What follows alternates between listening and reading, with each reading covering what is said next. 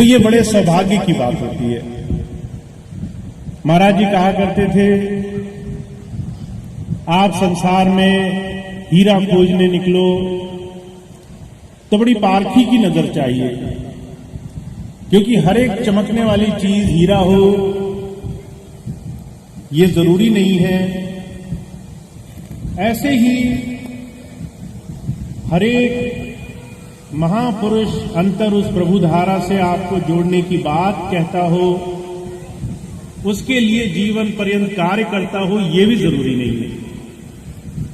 तो संतों का समागम और हमारे जीवन में हरि कथा, परमात्मा का नाम, उस मालिक की याद, ये बहुत ही दुर्लभ काम है।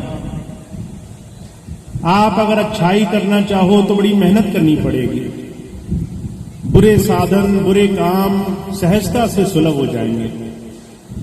आप अगर किसी की बुराई देखना चाहो, चारों तरफ बुराई दिखाई देगी। अच्छाई देखने के लिए बड़ी मेहनत करनी पड़ेगी। आप अगर जीवन में किसी भी अच्छे रास्ते पर चलना चाहो तो आपको बड़ा प्रयास करना पड़ता है। अच्छे रास्ते पर चलने के लिए बड़ी कोशिश करनी पड़ती है। ये इस वक्त संसार की अवस्था है। हर एक इंसान अधोगति की तरफ, अपने विनाश की तरफ, अपने निचले स्तर की तरफ जा रहा है। ऐसे में जब हम चारों तरफ दुनिया में नजर मारकर देखते हैं तो त्राही त्राही मची है। किसी भी इंसान से जाके बात करो तो वो तकलीफ में है, परेशानी में है। शांति का, सुख का किसी को एहसास नहीं है। ऐसे में महाराज जी कह रहे हैं, अगर आपको ऐसी स्थिति में सही रास्ते में उस प्रभु की याद करने का मौका मिल जाए, कुछ ऐसी व्यवस्था बन जाए कि हम चलते फिरते समर्पण से उस प्रभु के, उस परमात्मा के आश्रय हो जाए, तो ये बड़े सौभाग्य की बात है। और जब कोई ऐसे समागम में, ऐसी हरि कथा में धीरे से अपने जीवन में एक सहारा ढूंढ लेता है, तब जीवन में हमें सफलता हासिल होती है। तो हम बड़े भाग्यशाली हैं।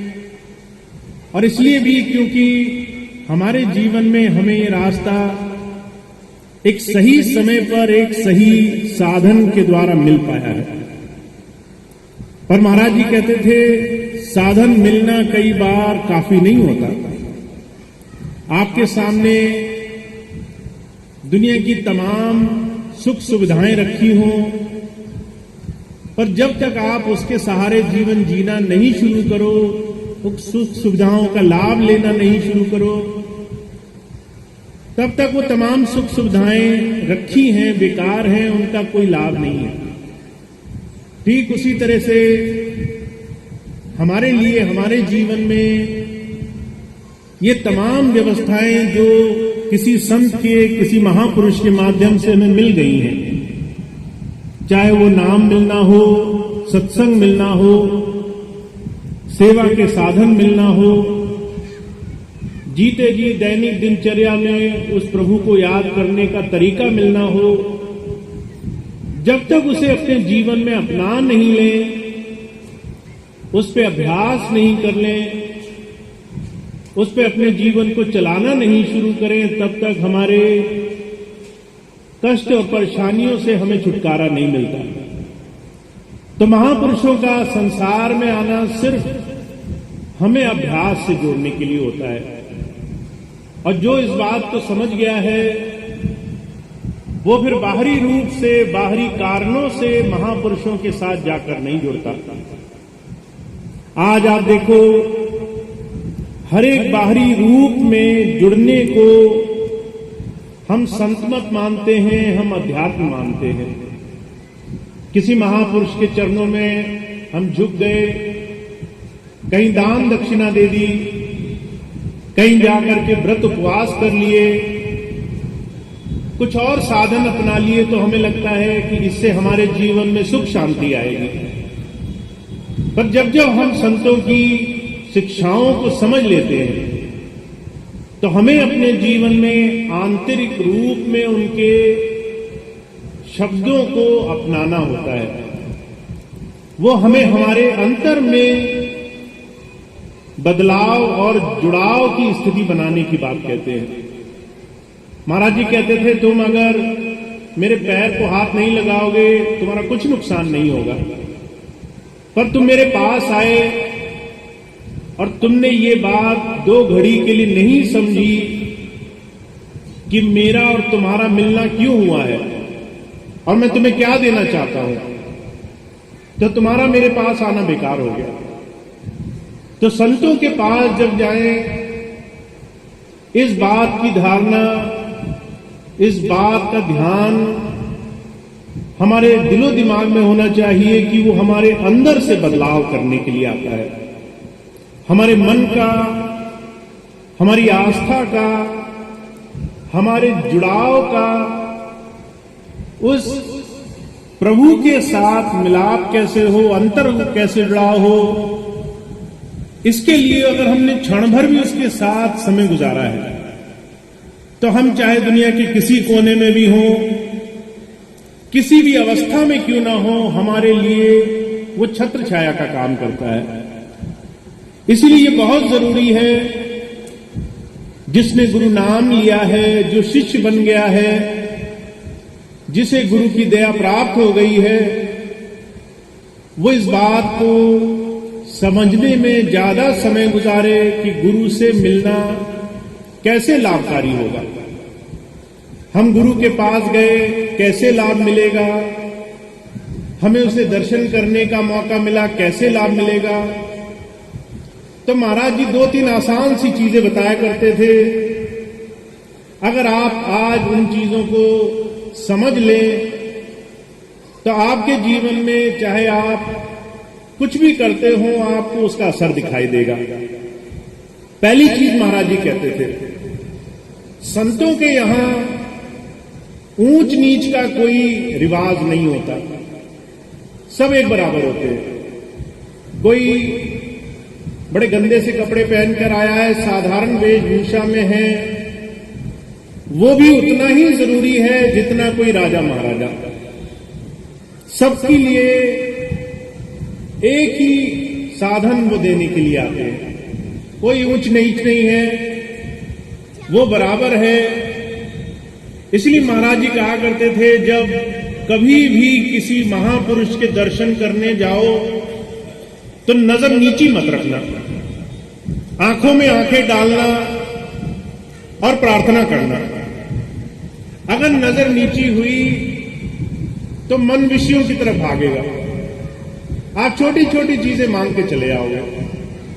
कभी कहोगे कि मेरी तकलीफ है, शरीर दुख रहा है, कभी कहोगे मेरे मुकदमे चल रहे हैं, और ये तमाम चीजें जब हम मांगते हैं, एक जो बड़ा बहुत भारी मौका हमें मिला है उसे हम बहुत हल्के में, बहुत ही साधारण रूप से गुजार के चले आते हैं। तो महाराज जी तो बहुत जोर देते थे कि भाई आप संतों के पास चले गए, उनके शरीर को, उनके पैरों को, उनके चरणों को हाथ लगाने से वो सुख नहीं मिलेगा जो उनसे प्रार्थना करने में मिलेगा। आंखों में देखना और प्रार्थना करना पहली चीज। दूसरी चीज महाराज जी कहा करते थे, समर्पण होना चाहिए। अगर आप थोड़ी देर भी वहां गए हो तो ध्यान भटकना नहीं चाहिए। आज हम देखते हैं लोग गुरुजी के पास जाते हैं, लगातार फोन में लगे रहते हैं, इधर फोन आया, उधर फोन आया, बीच बीच में दूसरी व्यवस्थाओं में लगे हैं। अगर थोड़ी देर सेवा करने चले गए तो वहां भी दुनिया की चर्चाएं, राजनीति, ये वो बातें चल रही हैं। तो अगर आप थोड़ा सा भी समय लेकर जाओ, जरूरी नहीं आज का ये बड़ा सुंदर समागम है बाराबंकी में। आज यहाँ पर इतनी सुंदर व्यवस्था सत्संग की इस भव्य प्रोग्राम के रूप में की गई है। संतमत का रास्ता ध्यान अडिग रहना चाहिए। उनकी सारी बात सुनो, उनकी सारी बात को गांठ बांध लो, ध्यान उन्हीं की तरफ रखो, ख्याल उन्हीं की बातों में लगा के रखो, तो इतना ज्ञान मिलता है जितना आपको 1000 प्रवचन और अनगिनत पुस्तकों के पढ़ने के बाद भी नहीं मिलता। तो लाभ तब है जब हम समर्पण से किसी महापुरुष के पास जाते हैं और हमारा 1 मिनट, आधा मिनट, 1 क्षण जो भी हो, हमने पूरी श्रद्धा भाव से उनकी तरफ दे दिया हो। जब आप इस धारणा से किसी महापुरुष के पास जाएंगे, चाहे आप महीने में 1 बार मिले, चाहे आप साल में 1 बार मिले, अगर वो धारणा पक्की है तो वो ध्यान आपका कभी छूटेगा नहीं। आपका ख्याल उस एक पल के मिलाप से, गुरु के चरणों में उसके साथ जुड़ने से, उस एक पल का लाभ ज्यादा होगा बजाय हजारों बार किसी तीर्थ और किसी बड़े से बड़े पुण्य कर्म करने को। तो महाराज जी कहते थे, दूसरी बात, जब किसी संत के दर्शन के लिए जाओ, ध्यान अडिग रहना चाहिए। तीसरी बात महाराज जी कहते थे संतों की बात बड़ी टेढ़ी मेढ़ी रहती है, सीधी बात कभी नहीं कहते। आप उनसे कहने जाओगे मेरा काम बन जाए, हो सकता है वो कुछ और ही बोल बैठे। कारण सिर्फ एक है, जब हम जाते हैं संत के पास तो ये सोच कर जाते हैं कि हम अच्छा जानते हैं अपने लिए, पर जब संत हमें देखता है वो कहता है कि इसके जीवन में बहुत कुछ है जो इसे अभी तक अंदाजा भी नहीं, जो इसे मिल सकता है, जिससे ये अपने जीवन में सारे काम एक क्षण भर में पूरा कर सकता है। तो महाराज जी कहा करते थे, अगर गुरु शिष्य की मांग के हिसाब से उसे देने लगे तो शिष्य को हर बार पलट पलट के आना पड़े, और अगर अपनी एक दया मेहर की नजर से कुछ उसे दे दे तो एक बार मिलना, एक बार आना काफी होता है। तो महाराज जी एक बात कहा करते थे कि जब भी आप गुरु के पास जाओ, संत के पास जाओ, आप उसकी बात को गांठ बांध लो। उसकी बात चाहे कैसी भी क्यों ना हो, कहीं ना कहीं उसी बात में हमारे जीवन का सही रास्ता छुपा है। उसी बात से हमारे जीवन में बदलाव होना है, उसी बात से हमारे जीवन में परिवर्तन आना है। कई बार मैं ऐसे लोगों से मिला जो बहुत कोशिश करते हैं कि हमें जो रास्ता हमने पढ़ लिख रखा है, हम जानते हैं, हम पहले से सोच के आए हैं, वही चीज हमें मिल जाती है। और इतना तमाम चीजें सोचने के बाद भी जब वो बात नहीं बनती तो उन्हें बड़ी परेशानी होती है। वो बार बार कहते हैं कि हमने तो ये काम मांगा था, ये काम भी पूरा नहीं हुआ। पर वहीं पर उनके जीवन में अगर 1000 चीजें सुलभ हो जाए, 1000 परेशानियां दूर हो जाए, जीवन की 1000 परेशानियों का इलाज उन्हें मिल जाए, तो वो लाख कोशिश करके भी उन तमाम चीजों को उसका आकलन नहीं कर सकते, उनका मूल्यांकन नहीं कर सकते। तो महाराज जी कहा करते थे कि जो संतों की वाणी है, उनके जो वचन है, उनमें बहुत बड़ा राज छुपा होता है।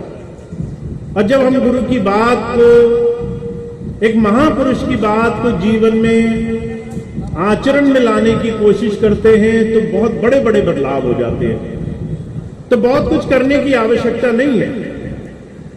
प्रभु भक्ति का, संत मत का रास्ता बड़ा सहज मार्ग है, इतना आसान रास्ता है जितना आसान दुनिया का कोई रास्ता नहीं हो सकता। पर जब जब हम अपनी पीठ पर सारा बोझ उठा करके अपने तरीके से साधन करने की कोशिश करते हैं, तब हमारे लिए ये दुनिया का सबसे मुश्किल काम बन जाता है। महाराज जी एक छोटा सा आकलन किया करते थे। कहते थे अगर तुमने ट्रेन की रेलगाड़ी का सफर करना है, खूब सारा सामान घर से लाए हो और उसको सर पे उठाकर घूम रहे हो, वो बोझ तब तक तुम्हें तकलीफ देगा जब तक वो तुम्हारे सर पर है।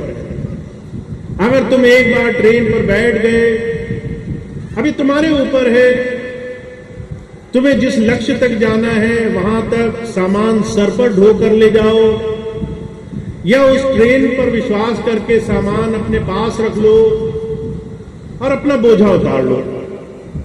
संसार में गुरु के, महापुरुषों के सानिध्य में आने के बाद हमारा जीवन, हमारा जो लक्ष्य है वो बिल्कुल रेलगाड़ी के सफर की तरह हो जाता है।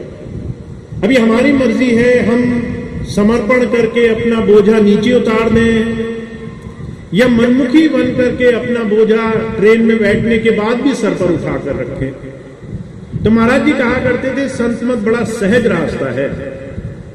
गुरु की, महापुरुषों की बड़ी आसान बातें, सहज बातें हमारे जीवन में हमारे तमाम तकलीफों, परेशानियों का, हमारी तमाम समस्याओं का हरण कर लेती है। साथ साथ हमें जीवन में हर एक तरीके से विकास और बढ़ाई के रास्ते पर लेकर जाती है। पर यह होता कब है? जब हम समर्पण से, गुरु की बात मानने से और गुरु की दया, उसकी सही मायनों में प्रार्थना करने से उसकी दया मेहर प्राप्त करने के लिए उसके पास जाते हैं। तो महाराज जी ने 2-3 बात बड़ी सहज कही हैं। मैंने देखा बहुत से लोग हैं जो सहजता से बहुत कुछ पा लेते हैं और कई बार जानकार बनकर सालों साल भटकते रहते हैं, उनको कुछ भी हासिल नहीं होता। तो आसान तरीका अपनाइए, सहज तरीका अपनाइए और गुरु की याद प्रार्थना के माध्यम से, भक्ति भाव के माध्यम से, समर्पण के माध्यम से अपने आप को थोड़ी थोड़ी देर ही सही महापुरुषों के सानिध्य से जोड़कर रखिए। तो आपको ये रास्ता मिला हुआ है। आज आप यहां हैं, बाराबंकी बहुत पुराना सेंटर है स्वामी जी का।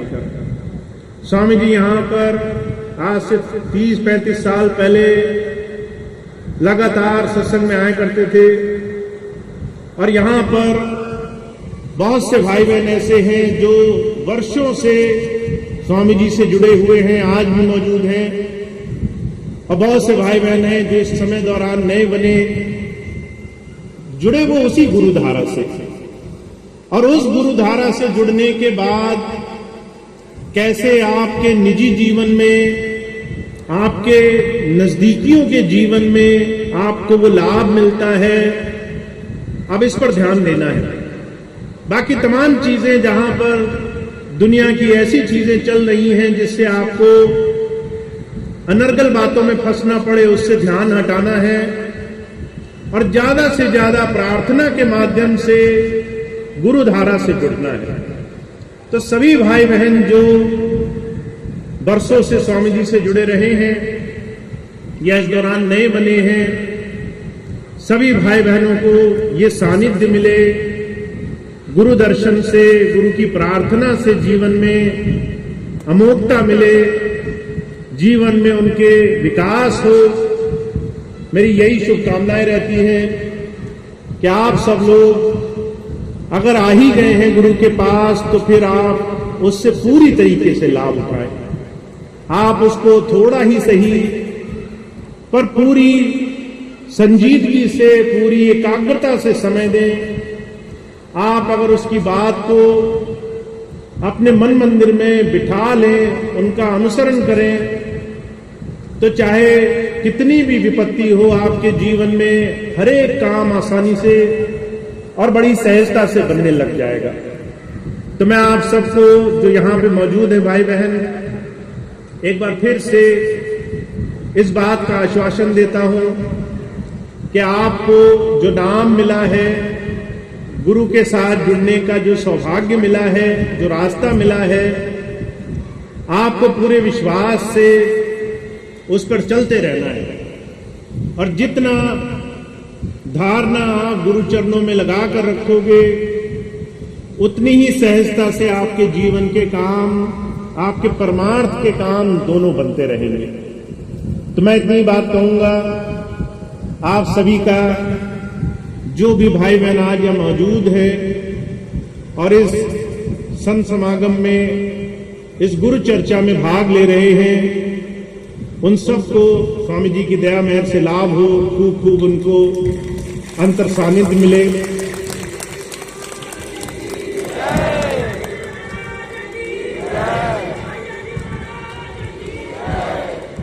अब इसके बाद आज का ये प्रोग्राम बाराबंकी में जो यहाँ पर सभी प्रेमी भाई बहनों ने, सेवादार भाइयों ने खूब प्रेम से कराया है,